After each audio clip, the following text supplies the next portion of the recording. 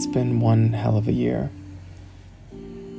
And when my best friends both took off, I wasn't sure what would be left of me when they came back. We have this saying among my friends, borrowed from Maya Angelou: love liberates. So when Allie told Jade and I that life was taking her back to Kauai, I knew I had to let her go. But when Jade told me she felt called to leave too, I didn't feel liberated. I just felt alone.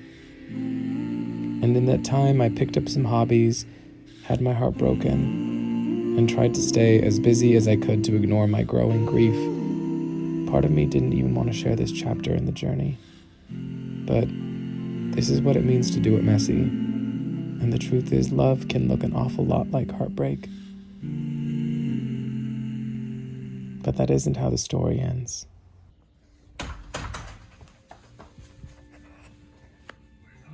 Jade, why are you always filming? I want to show this. Wait, I want to show No. this. That's right. That's right.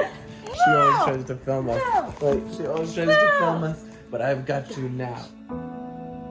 If you would have told me that my best friend was leaving for 2 years, and that we'd talk a total of maybe 5 times, I would have laughed in your face.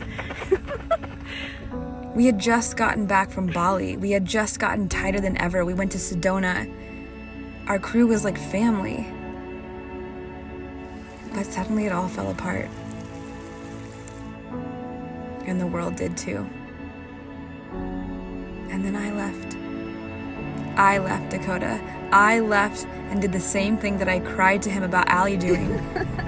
This is how we get the stuff in the car. Oh, snap, it is jiggling. Whoa. For 2 full years. I left and didn't bat an eye. I talked to Dakota even less than I talked to Allie.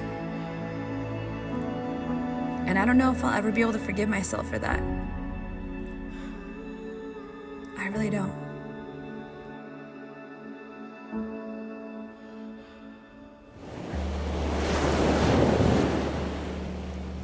And if there's one thing that I learned this past year, it's that oftentimes what's right for you is gonna make 0 sense to everyone else.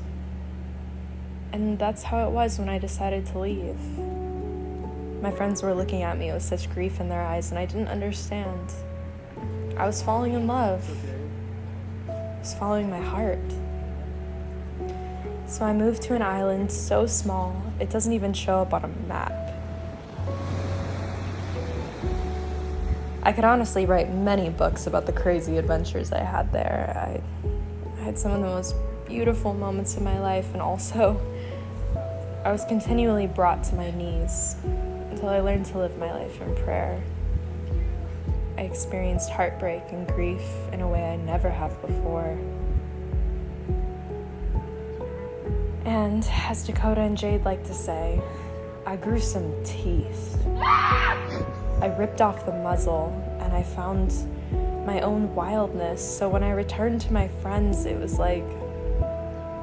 almost like a high school reunion where we had all just grown up a little bit, and when we got to come back together and talk about the life in between and just deeply appreciate one another, because I don't think you understand how deep your love runs until the hour of separation.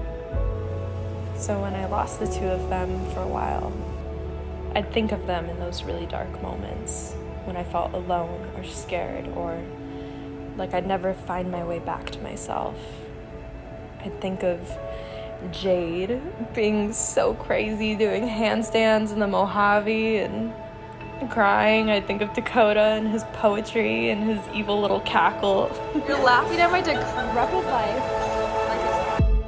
And I'd feel for a moment this brief glimpse of home. It's good to be back.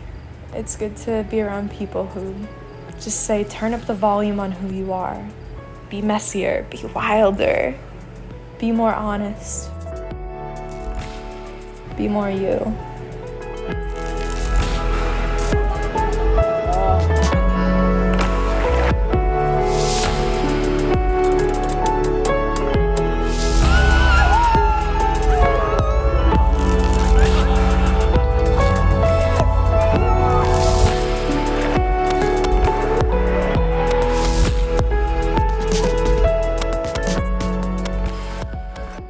So in the end, I knew that no matter where life took us, loving them meant liberating them too. And it took some time. Jade was just peeing. Jade was just peeing. It took some heartbreak. It took some apologies, and it took some healing too. All of you at home think that our friendship's perfect, but I ruined everything. I ruined everything. Literally, we can not have nice things.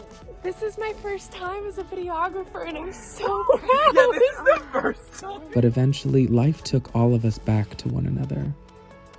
We aren't perfect. But we're Pagis. And we're back.